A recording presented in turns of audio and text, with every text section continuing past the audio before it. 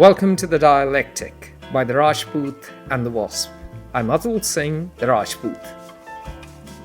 I am Glenn Carle, the Wasp. So, Glenn, in this podcast, we are following up on our previous one. We discussed the two fateful decisions of the George W. Bush administration in 2001 and 2003 to go to war against Afghanistan and Iraq. I apologize. So the two decisions to go to war against Afghanistan and Iraq.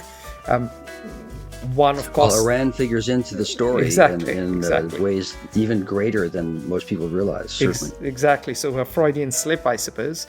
So there were consequences to those decisions, to the decision to have a global war on terror, to the decision to get rid of Saddam in Iraq. And let's dive in and let's do a deep dive about the consequences of those decisions of 2001 and 2003. Right. Well, so what did we find in our last session? And really, really briefly, because I won't, repeat the whole thing. There was not just a threat; there was an ongoing danger of terrorist, jihadist, Islamically inspired terrorism going back to the 1970s from the U.S. perspective.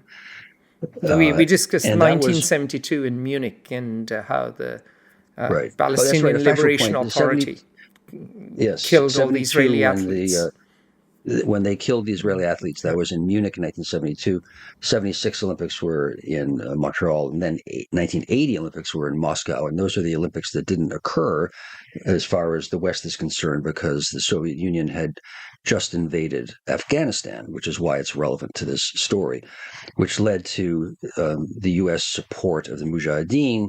And then in the view of many, it became sort of a conventional interpretation, certainly by critics of the United States, that the jihadism, Al-Qaeda, and similar kind of attacks worldwide were the consequence, if not of the U.S. support for the Mujahideen in Pakistan fighting and Afghanistan fighting the Soviets in Afghanistan. That is a frankly erroneous. No, let me use stronger English. It is wrong to make that assertion. In fact, the KGB, the Russian intelligence service, has done that for decades as a way to tar the United States and exculpate itself a little bit for its invasion of Afghanistan.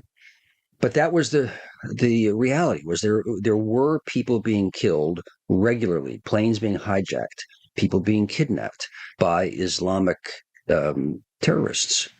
The view was that it was state-sponsored from the 1970s on, and by the United States. That was the view.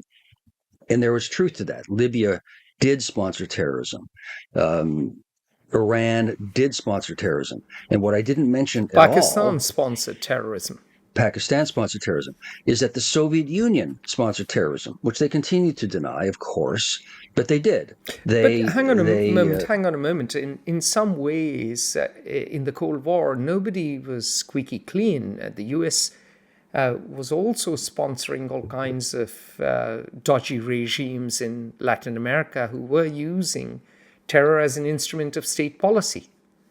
Oh, I would argue that's a horse of a very different color. Okay. The U.S. certainly engaged in covert action and overthrew governments and supported insurgents, but sponsoring terrorism, terrorist groups that kidnapped or assassinated, never.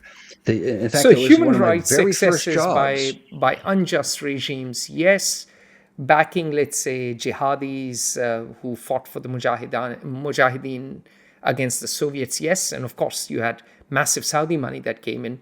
But terrorism as we know it, no.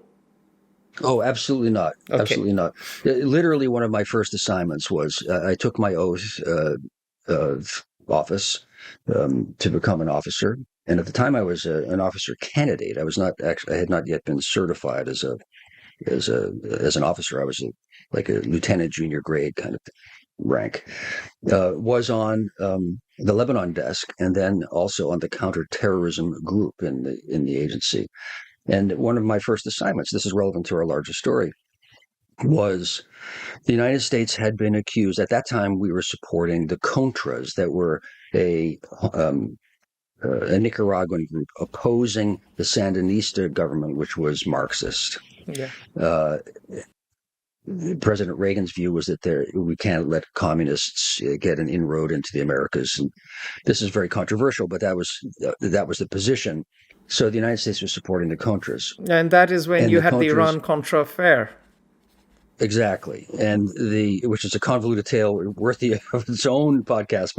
But the reason I mention this right now is that the Contras were accused, as well as groups in El Salvador that the CIA was supporting, of garroting people, which is to take a piano wire and strangle a person. Look, with the it. SAS did that in World War II. Yeah, it's a all death, I guess, is horrible, but this is a pretty horrible way of death. So the CIA was accused of that, and my first assignment was to find out the facts. I was hardly the only one, but that was my doing that. But that was to find out the facts, to be able to show our congressional overseers that we did not do that. Not only do we not garrote anyone, but we did not train people or encourage people, indirectly encourage people to do that. And in fact, we, the CIA, did its level best to stop that sort of activity from occurring. That's the truth. It's still not believed, but it's the truth. So basically, the chaps you supported did the garroting on their own initiative. That's right. And then we had to completely stop contact with them, and because any lethal activity at all was against the law, and the CIA really does not break the law. Individuals in the CIA have and do, but the CIA as an institution really doesn't. But this is a different tale. The reason I mention this is just to talk about support for terrorism, which the U.S. has never done, but the Soviet Union did. And it's relevant because that's a state sponsor I didn't mention in our last session, which was central to shaping the worldview of the neoconservatives, and not only them, about the nature of terrorism. Thus, the view in 2001 was predominantly that terrorism came from, had a state sponsor behind it, behind the group or the individual. That was no longer true at that point. That was a dated position. That's what was used in part to justify the invasion of Iraq. But as I discussed, it was never really true about the Saddam regime. The one accusation that was most accurate in that, from that position, was that Saddam had said that he would pay pensions to any martyrs, any shaheed, I forget the word. Yeah, shaheed. Shaheeds who had conducted operations against Israel. Now, the operations against Israel were either by Hezbollah or Hamas or others, earlier on, the Palestine Liberation Organization, killing Israelis. And he said, because they're freedom fighters, he would provide a pension. That was taken as proof that Saddam Hussein was sponsoring state-sponsored terrorism. So that was the justification for Iraq. Fine. I won't carry on with that. But we covered this in our last episode, right, as to how this road from Afghanistan to Iraq was traversed, and how people conflated the two, who were disparate entities. The two regimes were completely disparate entities who were natural enemies, as one, and they all lumped it together in the Yes. global war on terror. And so we've That's the covered central that point. ground. And so this time, let's... Something else that an important point that you raised, which I hadn't touched on, is you talked about the Pakistani Yes. supported terrorism, and then the spill out, we'll call it, of jihadism from the Afghan war globally. Yeah. So often blaming the United States for this. The fact is, yes, the United States gave, I don't remember now the figure, but billions of dollars of aid to the Mujahideen. But the way that happened was the Pakistanis said, we will allow you, the CIA, you, the United States, to support the Mujahideen, but everything, every penny, or what's the currency in Pakistan? Yeah. I forget. Paisa, every paisa. And the rupee. Paisa, 100 paisa is a rupee. Every paisa a rupee, and every bullet you give to us, the Pakistani government, meaning the Pakistani intelligence service, and we will distribute Inter-Services Intelligence for our listeners, ISI, which is a part of the Pakistani army, which is an institution within an institution, and the ISI is extraordinarily powerful, and it has historically conducted operations not only in Afghanistan but also India. And some of the money and some of the resources that Glenn is talking about that went to support the Mujahideen in Afghanistan were diverted against India, both in Punjab and later in Kashmir. Right, because the CIA could not ever directly give anything to a Mujahideen group. It all had to go through the hands and the control of the Pakistanis. And so in that sense, resources from the United States did sometimes go to terrorists, but not at our instigation or our intention and against our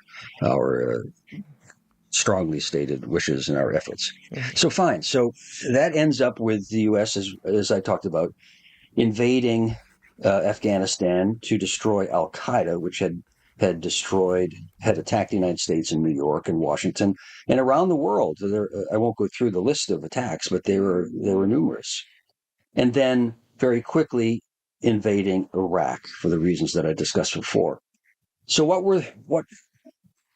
in military terms and narrow tactical senses, each of them was a triumph, which is not a surprise since one of the governments and countries was a 7th century government, and the other one was how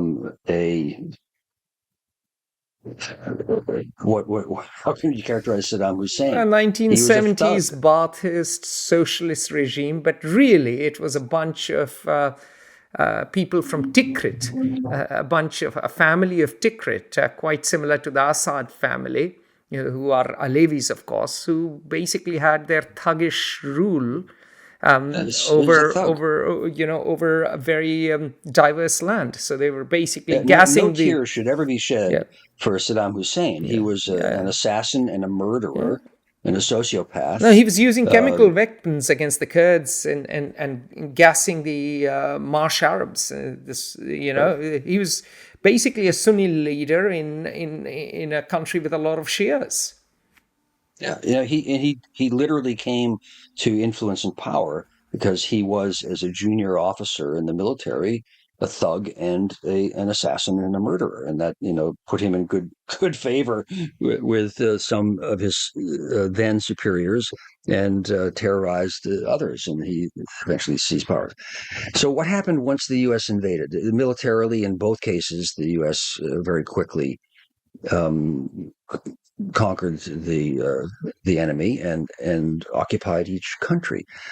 The problem once again in Iraq was the Bush administration's intention was contradictory, but nation building was not the intention, and explicitly the Bush administration wished to avoid that, which is a sort of benighted position, because once you own a country and you feel that to leave will leave a vacuum that will only bring bad things and destroy the purpose of the invasion in the first place, then you're stuck. And so you can only attempt to nation build, even if it is a quixotic enterprise, as it is.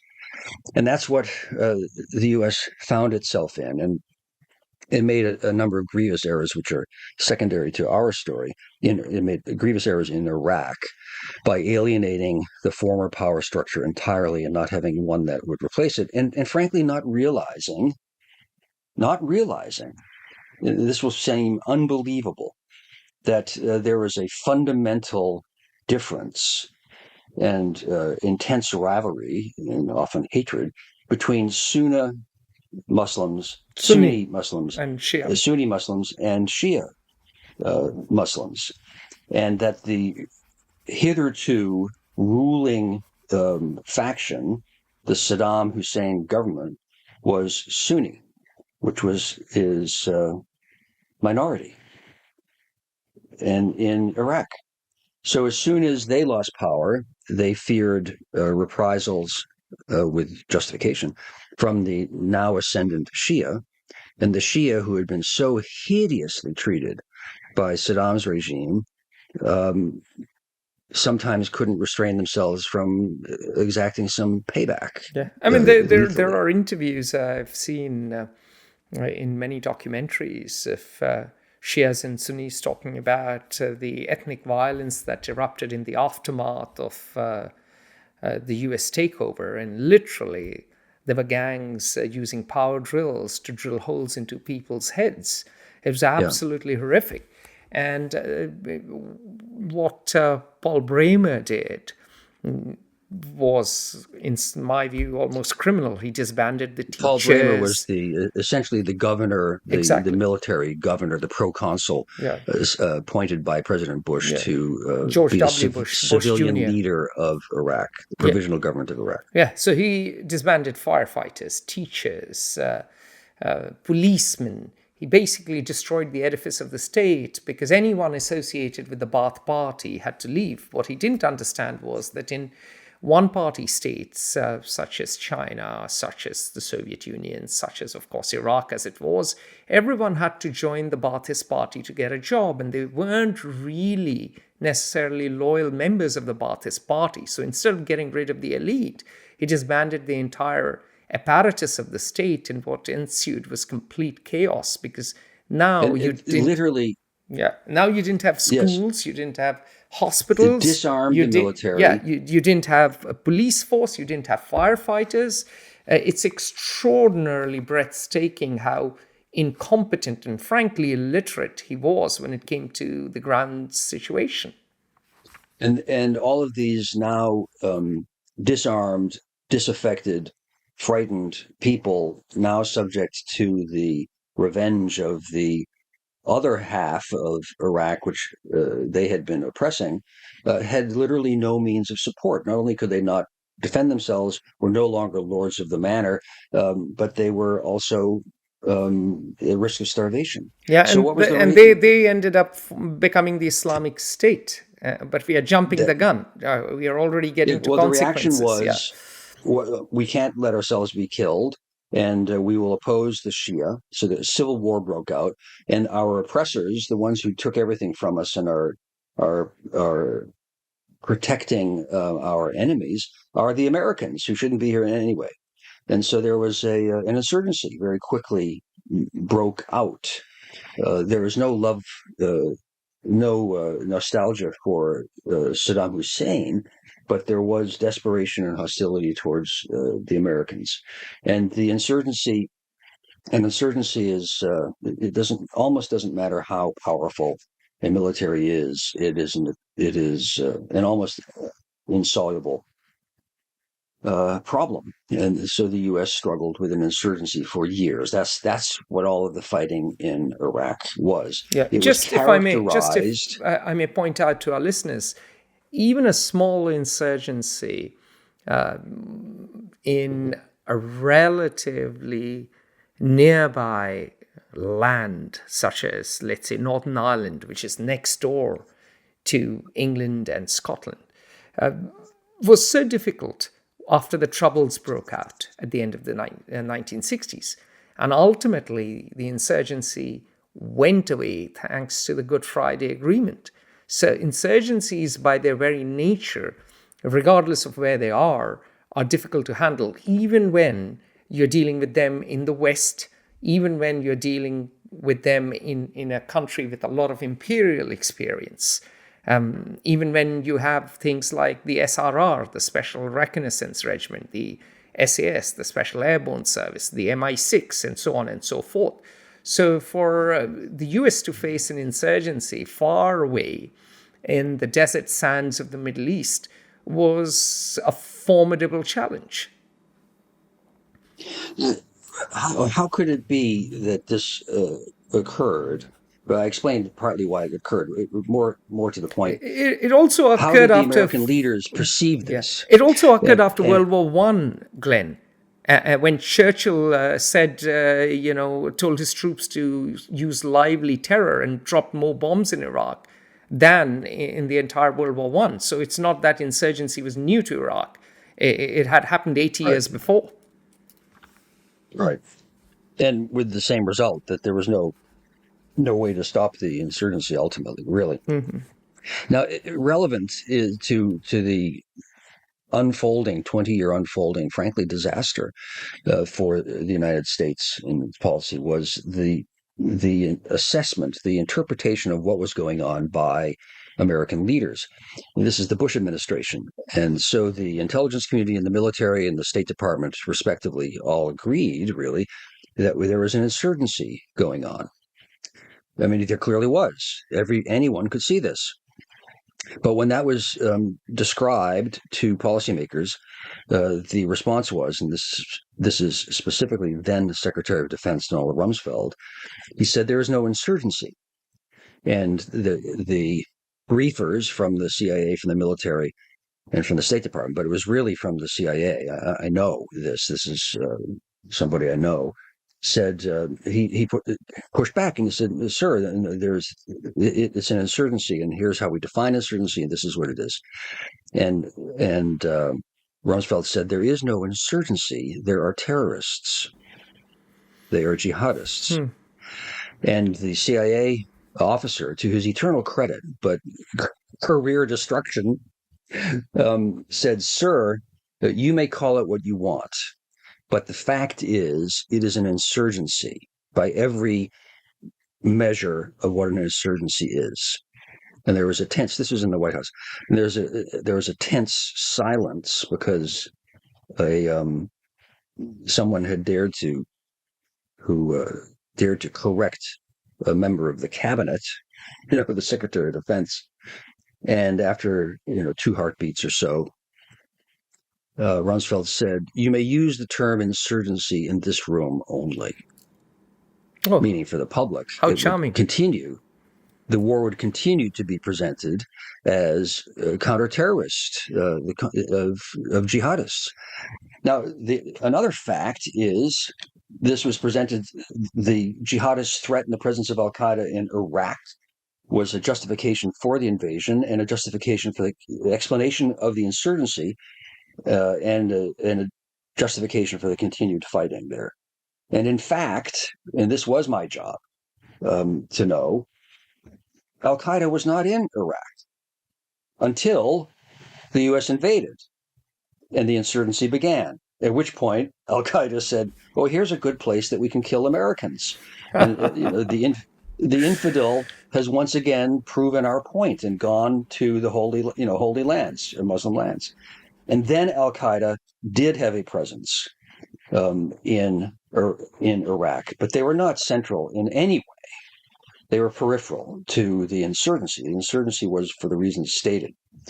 There then came to be an even more extreme Islamic terrorist group led by a man named Zarqawi, which was called, I think he called himself, the names get fuzzy now, Al-Qaeda in the Arabian Peninsula, or some such Ayman, wasn't his name Ayman al-Zawahiri? No, not Zawahiri. No, Zarqawi. Zarqawi is the number 2 for Al-Qaeda. Zarqawi was a ruthless, Abu Musab Zarqawi, if I remember correctly. Correct? He was Jordanian, actually. Uh-huh. And he was the most effective terrorist. Mm-hmm. He liked to behead people and had a good sense of public relations of how to popularize terror and so on. We eventually killed him. Actually, I have just Googled, much to my shame, which I don't normally do during our podcast, is the name of his organization. And it is Tanzim Qaidat al-Jihad fi Bilad al-Rafidain, which basically was known better as Al-Qaeda in Iraq, AQI. So, and he basically... it took the Al-Qaeda title Amir of Al-Qaeda in the country of two rivers. Of the three rivers, I think they say. You took the words out of my mouth. Yeah, Al-Qaeda of the two or three rivers. Yeah. It is Zarqawi, this man, was in sporadic contact with Al-Qaeda Central, with Osama bin Laden. But the communications were not, the leader of Al-Qaeda, bin Laden, instruct you, my deputy, to go kill Americans in the following way. Rather, it was Zarqawi saying, do you have any money? Bin Laden saying, we have no money. And bin Laden saying, don't behead people because it's bad. It's a bad look. And that's not the way you should be fighting the fight right now. Kill Americans, but don't behead people. And Zarqawi essentially said, well, I will do whatever I want. You can stuff it. And he was far more, frankly, extremist, killing not just the infidel American when possible, but anyone who disagreed with him at all, because everyone was an infidel. He was a sociopathic killer and a jihadist. So enough of that horror. That went on for years.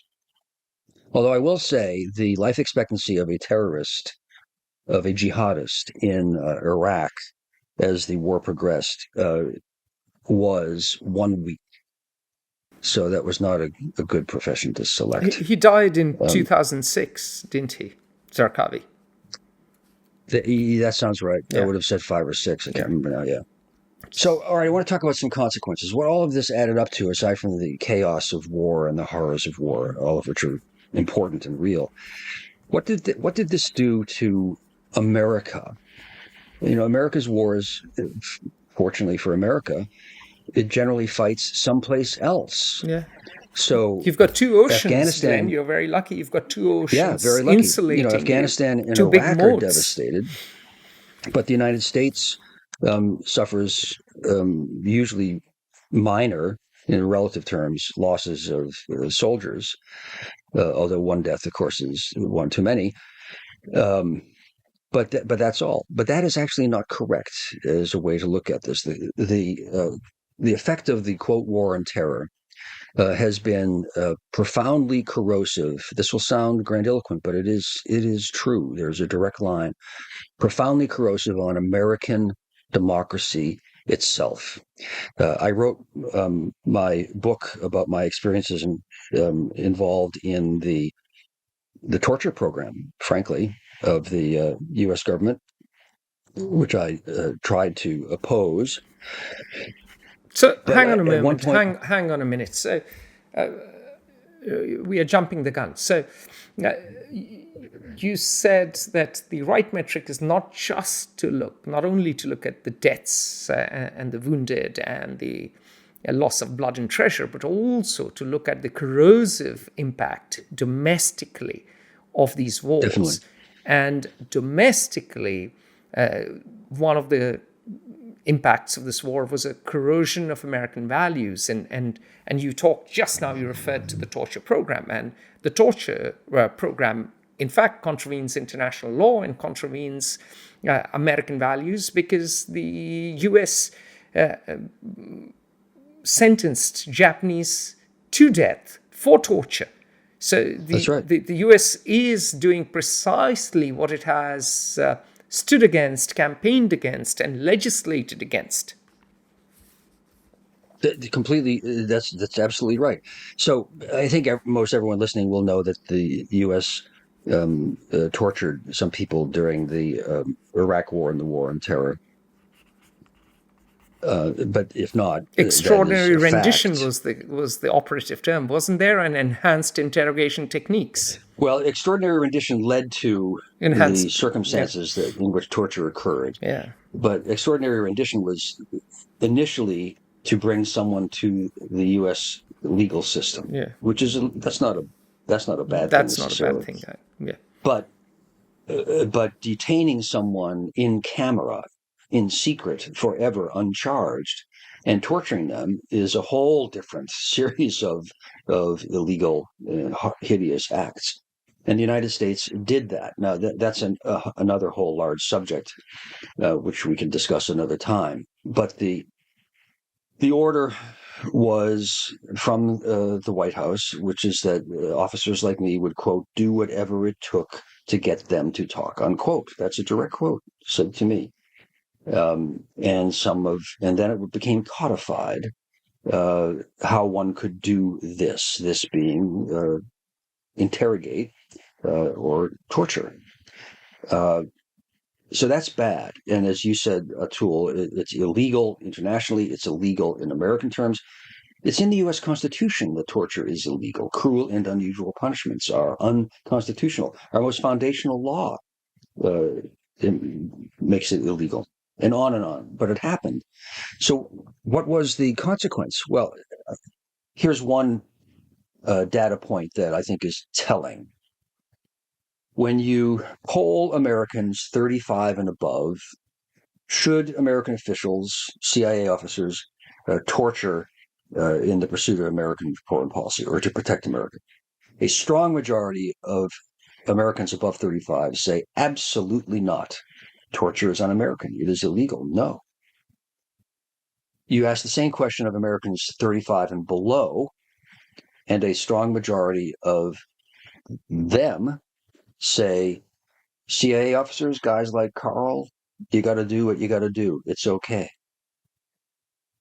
There is now a majority of Americans who support torture. When I can tell you, and probably many of you who listen will know from firsthand experience, it was culturally inconceivable prior to the attack of 9/11 in the year 2001 to have a theoretically rational, dispassionate discussion about should Americans torture. That was the stuff of the bad guys in B movies in Hollywood. Of course, Americans would not torture. Now, were there excesses? Was there police brutality? Did the Chicago Police Department torture? Yes, and yes. All that is true. But these things were clearly aberrant behavior running against the foundational principles and aspirational principles of the country. But that's no longer the case. One of the two major parties in the United States, the Republican Party, in its plank of position plank for the presidential elections of 2004, 8, 12, 16, and I probably 20 also, formally advocated the use of torture as a policy of the United States. This is shocking. The Americans, just on that one point alone, clearly have literally become something they were never before. A different, coarser people. Point two, consequence of the United States. I wrote in my book, and it didn't. The focus in the readers and the reviewers and my critics and so on, understandably enough, was on my position on torture. The issue was torture in the book, yes.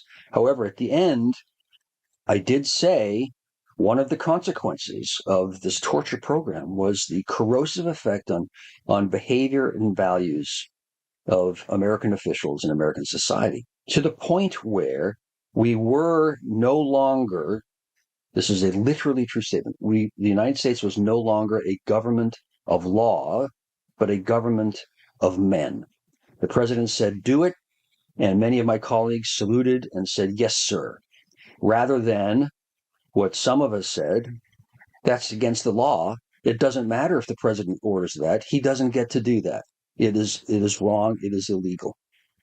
That's a profound change. And all of us in society, imagine the bell curve of on any issue, but in this case, think of a bell curve of beliefs and what one imagines is acceptable behavior. And there will be people on one side of the bell curve and one on the other. Some will be fascists, and some will be communists, and some will be pacifists, and some will be Moravians, and so on. there's always the bell curve, but this bell curve of what has become acceptable and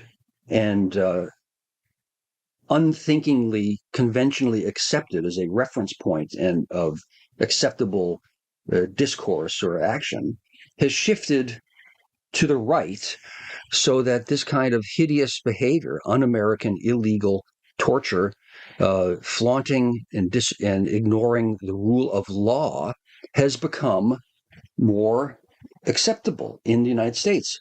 And you can argue, I think, Atul, you feel this way.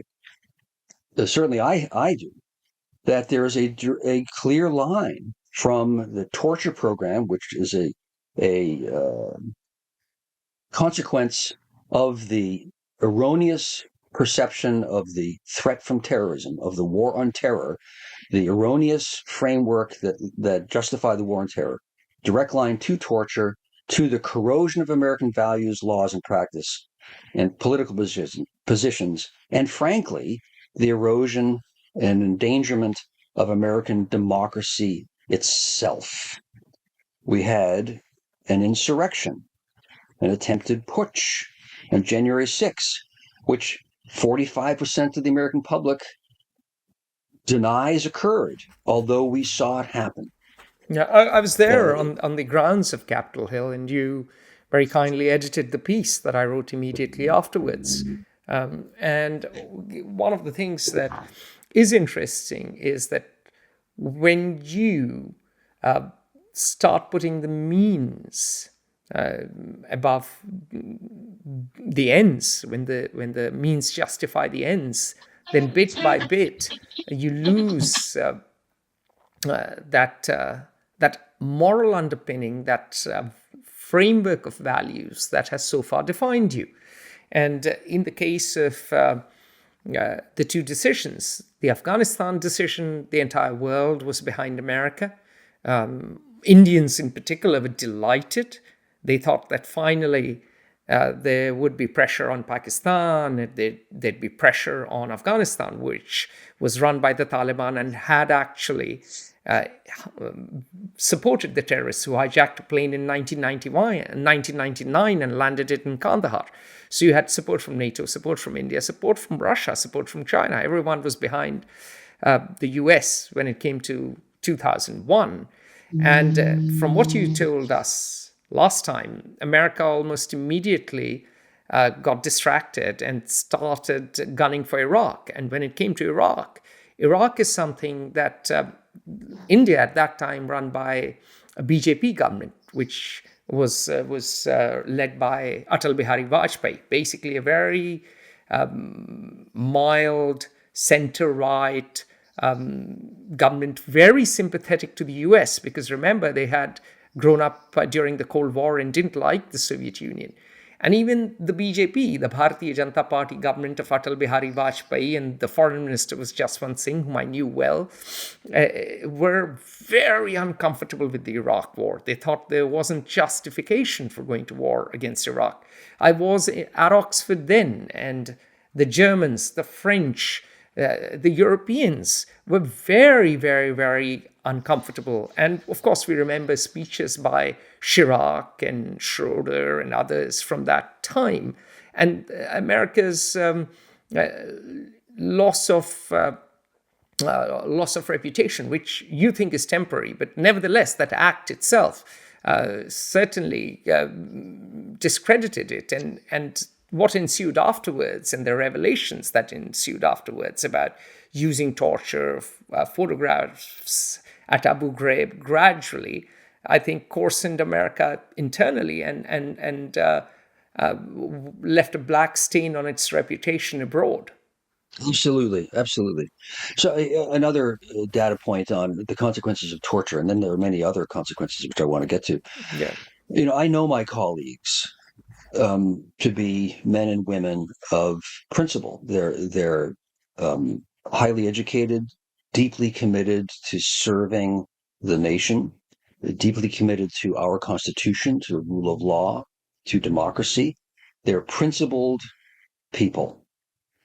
But when the order came to torture, I saw half of my colleagues reasoned the following way. It was a visceral response. We are the endangered party. The bad guys are coming to kill us. We know they have. They killed 3,000 of us just a month ago, or whatever it was. Um, and our president is will, and our government is here. We are here to defend us all. And the order is to do this. We're by definition the good guys. Therefore, it's okay. And they raised their hands and saluted. And for many, that was it. End of thought.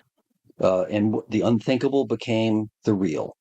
Uh, Torture became American, and our laws and our principles collapsed. It is as But dramatic this is and this is a instantaneous as that. yeah, this is a familiar tale, isn't it? It has happened time and again that many men of principle, when it comes to national interest or perceived national interest, it may actually be against their long-term national interests, but when they perceive a threat, they act in a certain way which is fundamentally against some of their most fundamental values. Let's go back to Iraq in the 1920s. What the British did then was fundamentally unprincipled, but a lot of British officers were deeply principled people. Many of them were devout Christians. Many of them were loving fathers, doting husbands, dutiful sons. And yet, in the words of one of the British officers, writing about his junior, their finger never wavered on the trigger. Yeah. So this is something which we've seen in human history, done by many, many, many countries before. These are principled men and women acting sincerely. Even the Gauleiters, the guards at the death camps for the Nazis, tousled the hair of their kids and took them to Sunday school and helped their wives grow flowers and sing in the choir at church.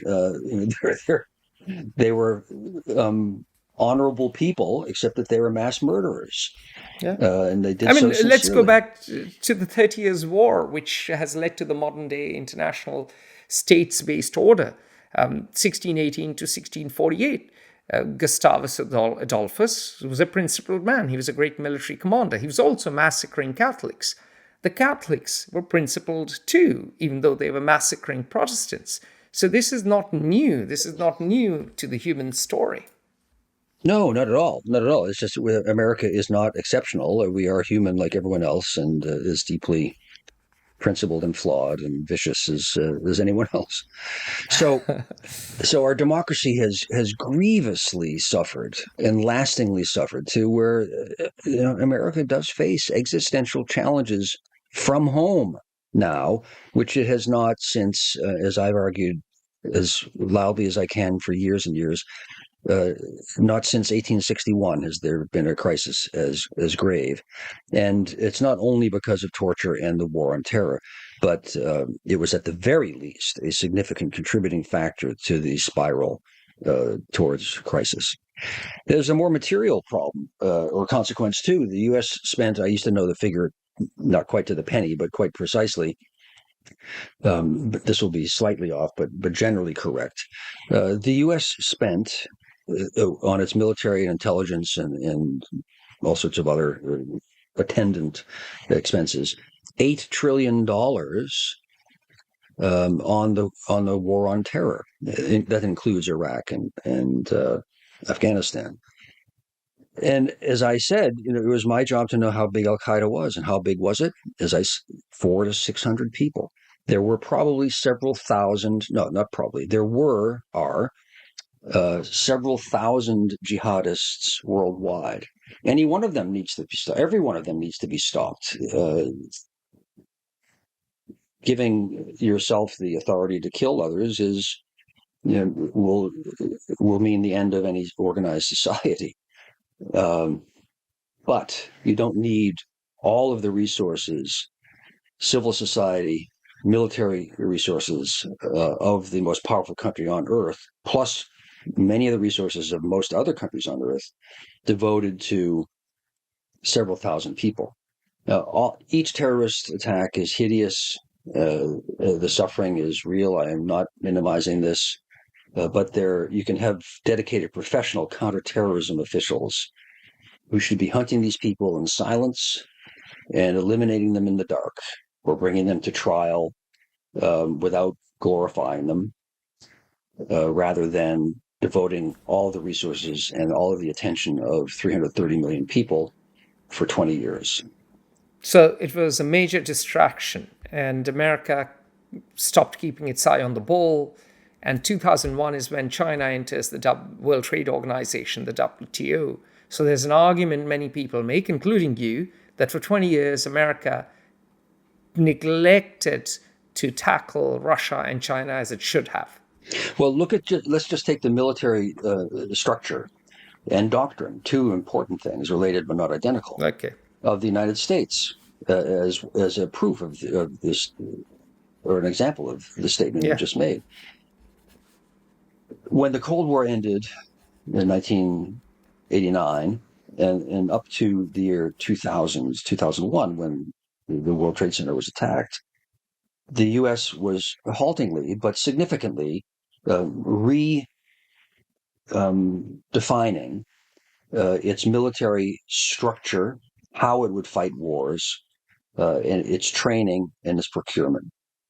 But all of that really was frozen after the World Trade Center attack, because for 15 years the United States engaged in counterinsurgency, two wars, but relatively minor issues, and the doctrine remained focused on counterterrorism. And I did counterinsurgency as a young officer, and that's a very different proposition to fighting a full-scale war. Completely, apples and oranges, because basically you are fighting guerrillas, and a lot of counterinsurgency is really going native, building local faith, local support. It's a totally different kettle of fish to going to Ukraine. Or preparing for a great power, one hopes not war, but competition with a peer rival. And the United States has had one peer rival, was the Soviet Union, and now has one that is exponentially more challenging than the Soviet Union ever was, which is China. But for 20 years, almost, adjusting military procurement, doctrine, training was frozen, because we had 100,000 soldiers in Afghanistan and several 100,000 in Iraq at different times. And the procurement was designed to support those efforts and the war on terror, which is, as you described it accurately, a whole different thing. All of that was frozen. That's part of the reason, one of the reasons why I so strongly supported President Biden's decision. He finally cut the Gordian knot and removed us from Afghanistan, which is a whole other issue I will do my best not to discuss. Let's not go into that, because for now, because we are focusing on something else. Right. But it does and the withdrawal in Afghanistan was not exactly done in the best way or at the right time, done in the middle of fighting season. We can disagree as to that, but yes, he did withdraw, and America is out of Afghanistan. Which allows, by the way, America finally to redesign its military and its doctrines. Yeah. Which, by the way, people like Rory Stewart, the MI6, or reportedly MI6 chap who ran for prime minister, opposed, and their argument was, well, it was a relatively minor expense, and America could have sustained it, and Bagram is close to Western China, so the Bagram airfield was strategically important. But, that's a difference of opinion, and you're on the other side of that argument. Yeah. I'd just like to point that out to our listeners. Sure. So whether this is that was the right decision or not, another consequence has been for 20 years the progressive militarization of the United States intelligence community. For all of the quote global war on terror, the primary mission for the CIA and other U.S. intelligence agencies was to support counterterrorism operations. and many of them became joint special forces CIA operations. And some of that's an important function. But the CIA is an intelligence organization, not a paramilitary organization. The paramilitary branch of the CIA grew and grew and grew, not only in size but also in influence, and in how the attitudes and the focus and the perceived mission of the U.S. intelligence community is in-house. And I lament that. I love the military. I respect the military. I always enjoyed working with the various parts of it, but it's a significant error and will cause harm to U.S. national interests that the CIA become in the intelligence community too military centric, and that's one consequence. Also, And General David Petraeus ended up becoming the head of the CIA, so that perhaps marks the high watermark of the militarization of the CIA in some ways, at least in perception, if not in reality. and he's a highly talented man. Yeah, he's been on our YouTube channel. Actually, he's interviewed with us, and I've enjoyed every conversation with him. He's a bright chap. Yeah, he's hardly, unfortunately, I would argue, but I'm a classic CIA officer, that he's not at all the first uniformed officer to lead the CIA. There have been many, but most professional intelligence officers think that is unwise, whatever their individual merits, and his are great. It's as was General Hayden, for whom I worked, of whom I think also very highly. But it's a different framework, a different mission, and to have the CIA become a supporting branch of military operations and focus is not wise, and that certainly happened. There's also been a shift in the culture within the intelligence community. This is something one cannot quantify, but I know what my peers were like and what the culture was like, and you had everything. America was well represented in the CIA. You had everyone from a neo-Nazi to someone just shy of Marxist. I'm not aware of any Marxists who would openly avow themselves as such in the CIA at the time, but probably there were. You had a broad range, and it was basically a centrist internationalist culture.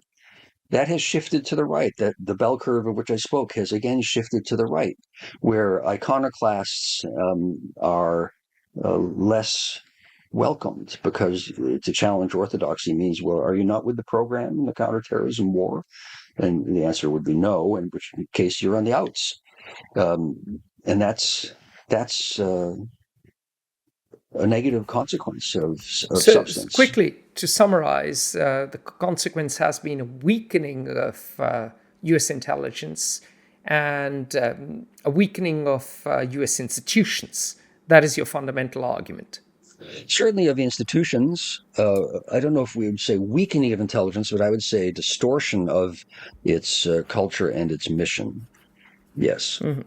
Which would eventually weaken it, because the whole point of intelligence is to be able to identify the right threats and come up with the right strategies to counter them. Yes, I think that is correct. Yeah. So that's just some of the domestic consequences. The international ones are sort of easier to see.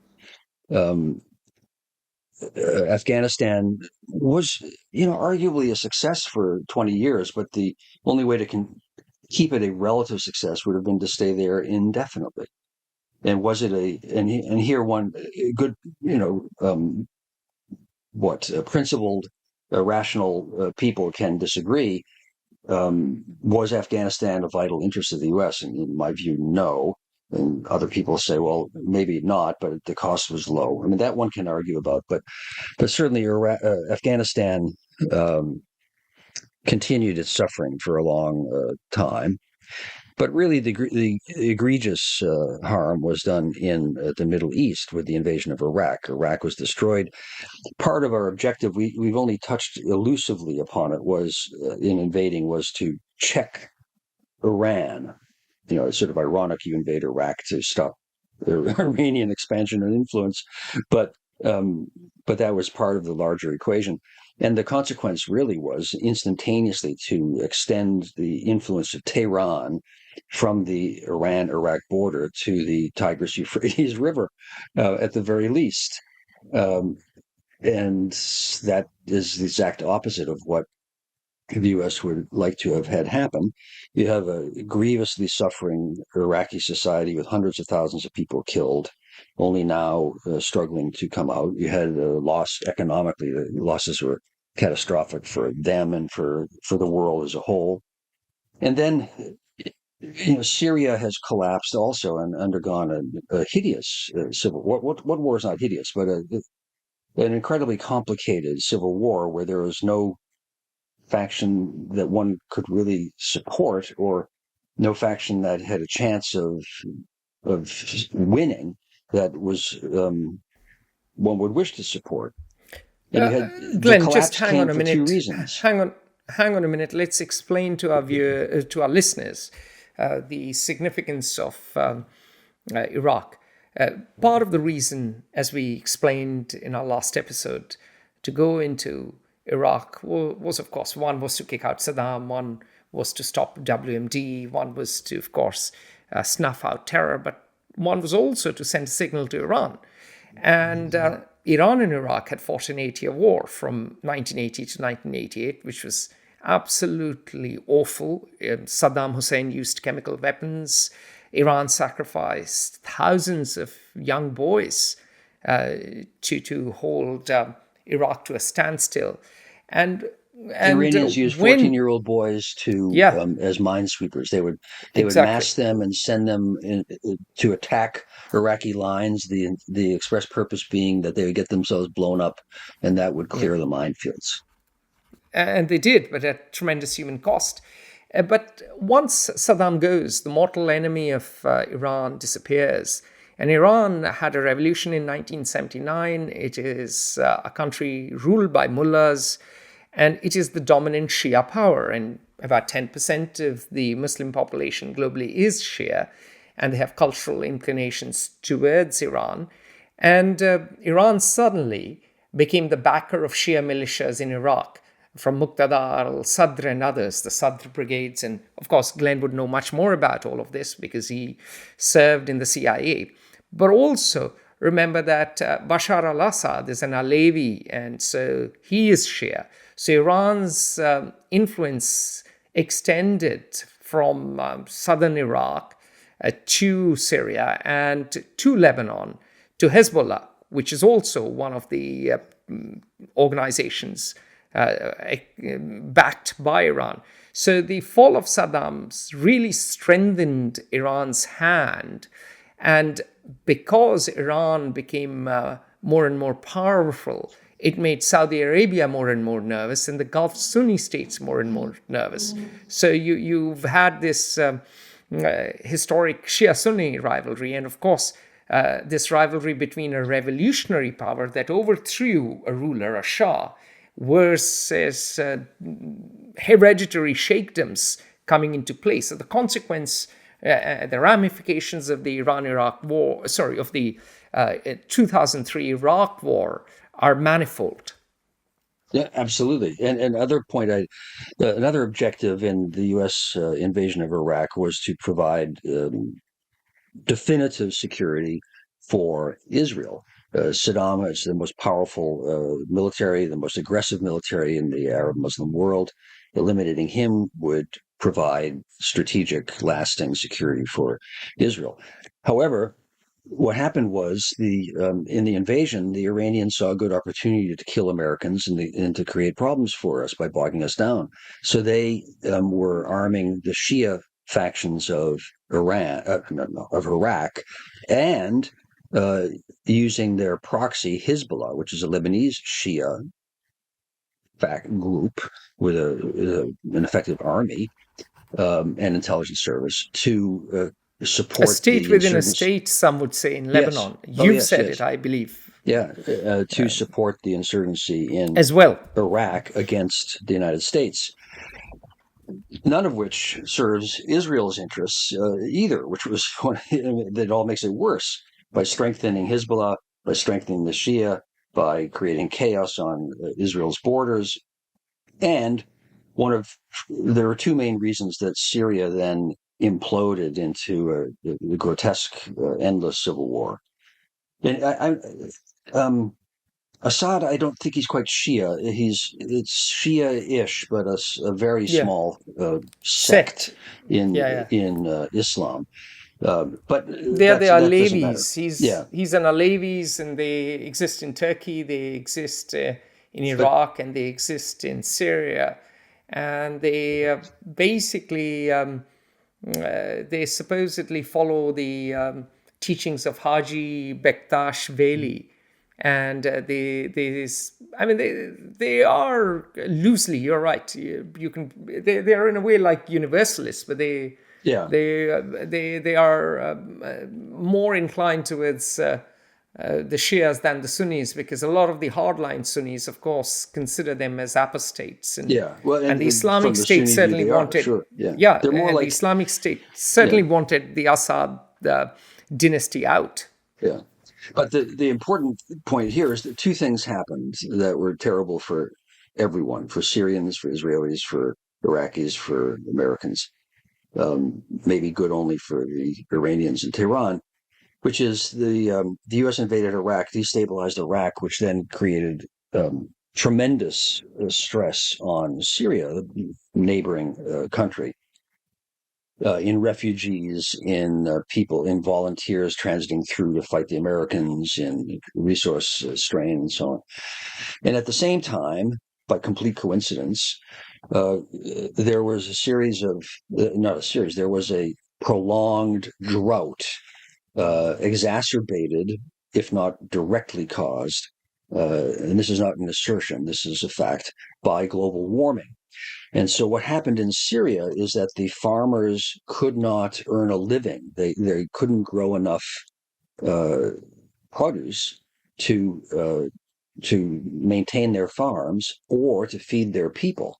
And so you had many people fleeing the country into the cities, into Damascus from the countryside in Syria. And the state didn't have the means to support such a strain on its civil society and on its infrastructure, on its economy. And uh, that happened just at the time of the strains from the Iraq War.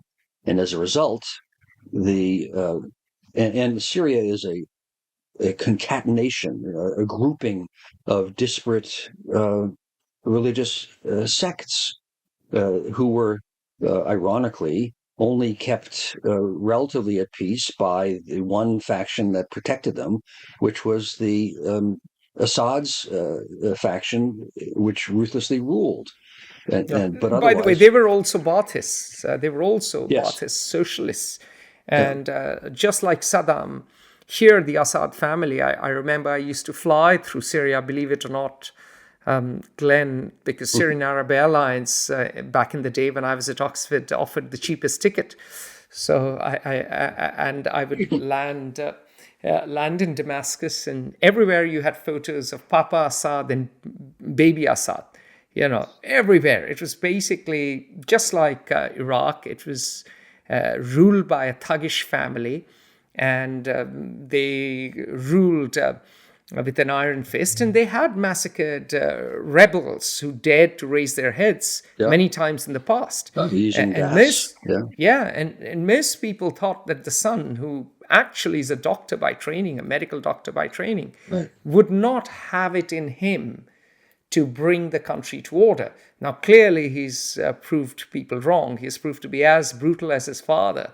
And of course, he's had help of the Iranians and the Russians. And he's now back to all the Arab summits. Yeah. So it's Well, very interesting how things have transpired. the country collapsed because the jihadists were empowered. They were motivated to go kill Americans and to take over Iraq. And while they're at it, the Assad regime was also an apostate, regime, and so we will get rid of that problem at home too. If you're a Syrian jihadist, and the various then the Sunni and the Shia started to be at each other's throats, no longer able to be restrained by the government, which was overwhelmed by these economic, social, meteorologically induced strains also. And the country collapsed. Yeah, But it's a consequence of the invasion of Iraq. yeah. It may have happened without that, but certainly a big contributing factor was the invasion of Iraq. Now, our listeners, those of those who are younger should know that these lines on the map, the formation of Iraq, the formation of Syria, the formation of Lebanon, Jordan, were all done through a Sykes-Picot agreement. Mr. Sykes and Monsieur Picot, one an imperial Englishman, and the other an imperial Frenchman, during the course of the World War I, agreed to divvy up the Ottoman Empire, the declining Ottoman Empire. Because the Ottomans controlled all of what we now call the Middle East. Yeah, exactly. And the Ottoman Empire was for long the sick man of Europe. The Ottomans even controlled modern-day Arabian Peninsula, and Saudi Arabia was then yet unborn. And it is here that Lawrence of Arabia carried out an insurgency under the blazing sun, glamorized of course, in Hollywood. It is in these parts that various promises were made. The British made promises of self-determination to the Arabs. They also promised the Jews a homeland, and they couldn't by any way keep promises to everyone. And all these states, all these borders were just drawn up, and they are a mishmash of very many communities. And they have papered over the fault lines that go back centuries, if not decades. And the structure of the modern state system is very different to the Ottoman system, which basically meant that the local notables of Aleppo ruled sort of autonomously, and the local notables of Damascus ruled autonomously. And when the French brought in their centralized model of governance, the person who controlled Damascus had absolute power. And so the fight for the control of the capital became far more savage and far more brutal. And the person who controlled the capital also had access to the colonial and then post-colonial state. And ipso facto, it became a winners-take-all society. And these borders were going to be under strain at some point anyway. But the Iraq War really hit the Sykes-Picot order created at the end, yes, exactly at the end of World War I, hard. So Humpty Dumpty has fallen off the wall. What has passed for order, and I use the word advisedly, in the Middle East is, as you said, Atul, the structure imposed, created by the colonial powers 100 years ago, which is the Iraq invasion, has pretty well destroyed, which is an historic consequence. I'd like to get to the last 2 points, I think, and I'll allude to one of my favorite writers, Arthur Conan Doyle, Sherlock Holmes. And one of his famous stories talks about, well, how did Holmes solve the case? And he solved the case because he realized that there was the dog that didn't bark. Why did the dog not bark if an intruder came in and murdered someone where the dog was the guard dog? Because it was an insider. But the point here is, I remember that story. It's a great story. What didn't happen reveals the important points.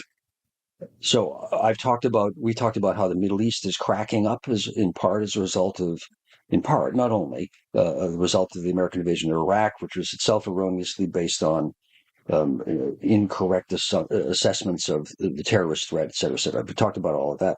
2 things we haven't talked about, or three. One is China.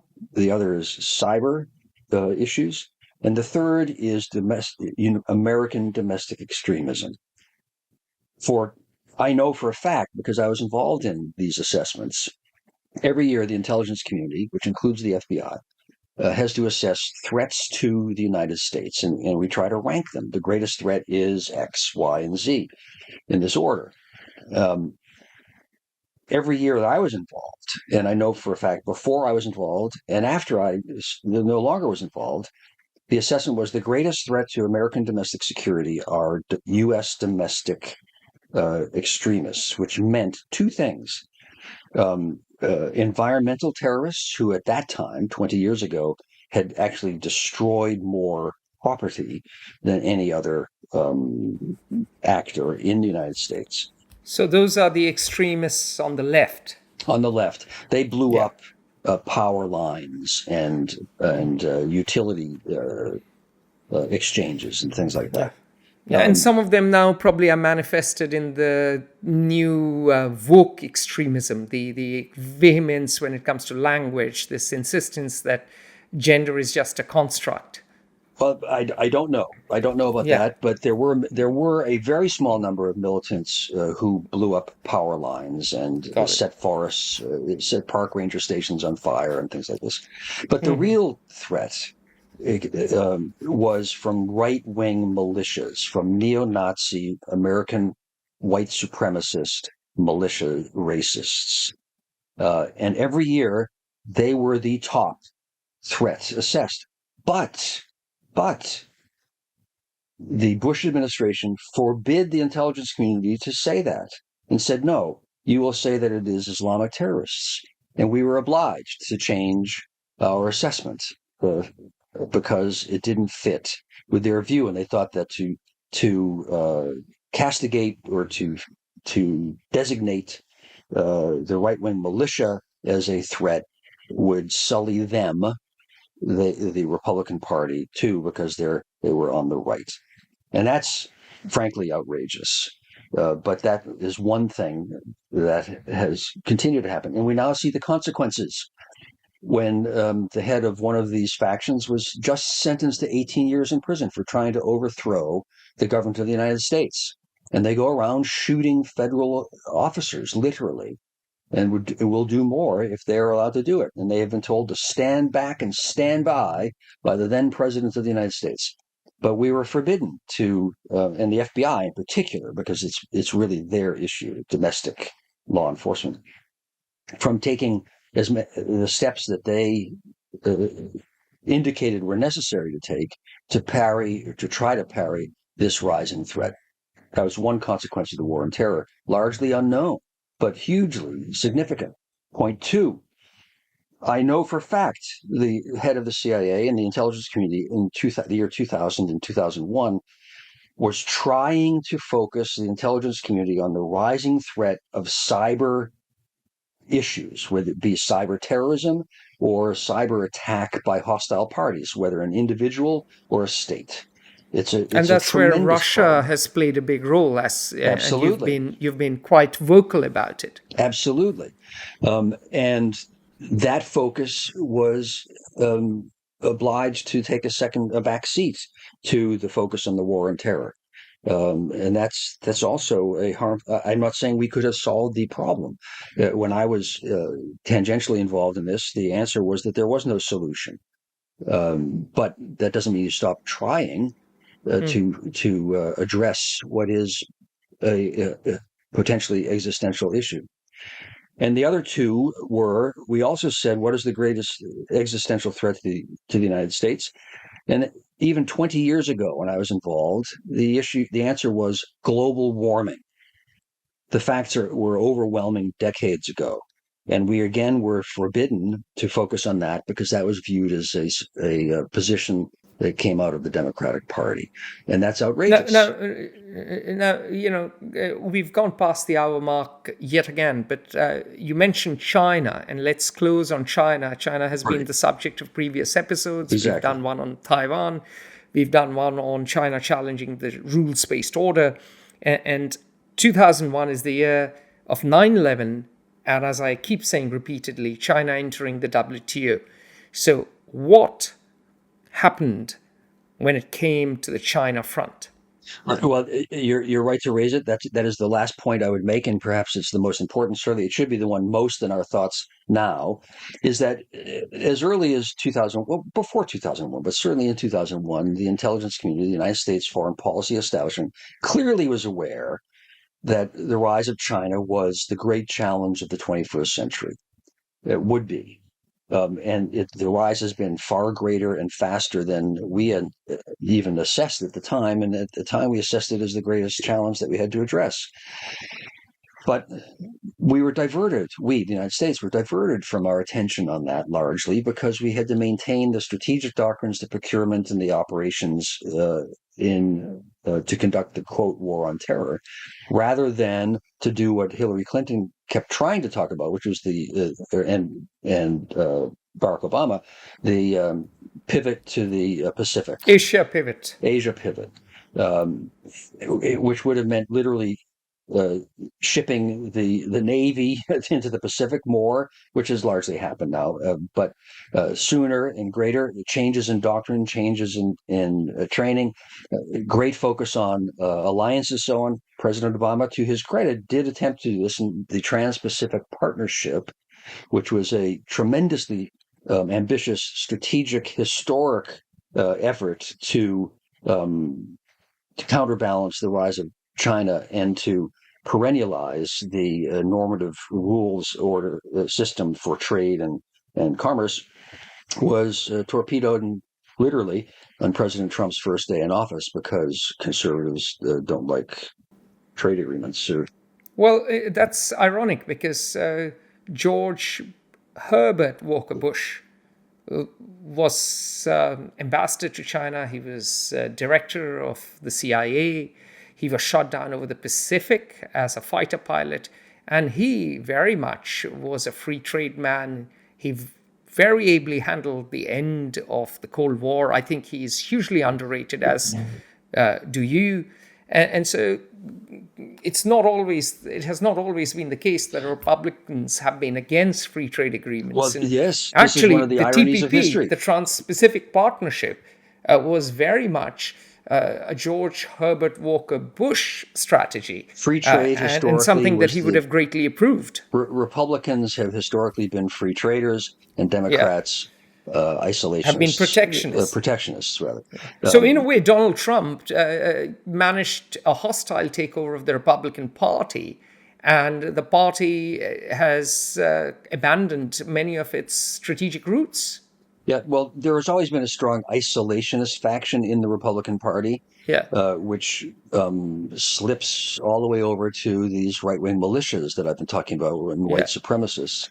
But they were controlled by the establishment wing of the Republican Party, which was the mainline ruling elite from the Northeast of the United States, where my heritage comes out of. Yeah, your family was Republican as well.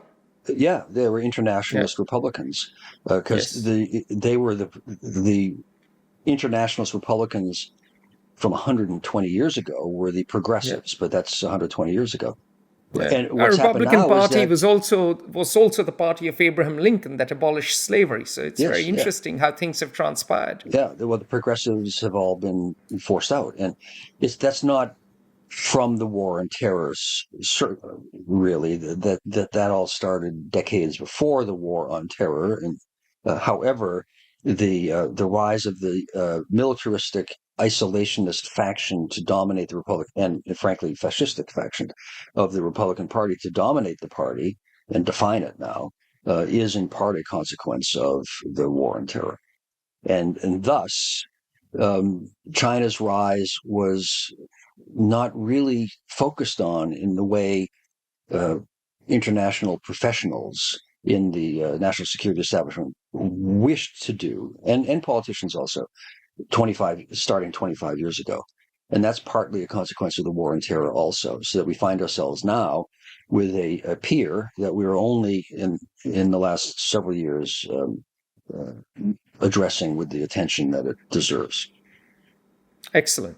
So we've covered a lot of grounds, and what comes through is that there were phenomenal domestic implications of these decisions of 2001 and 2003. It led to a weakening of America's institutions, it led to a coarsening of public life, and it led to a corrosion of American values.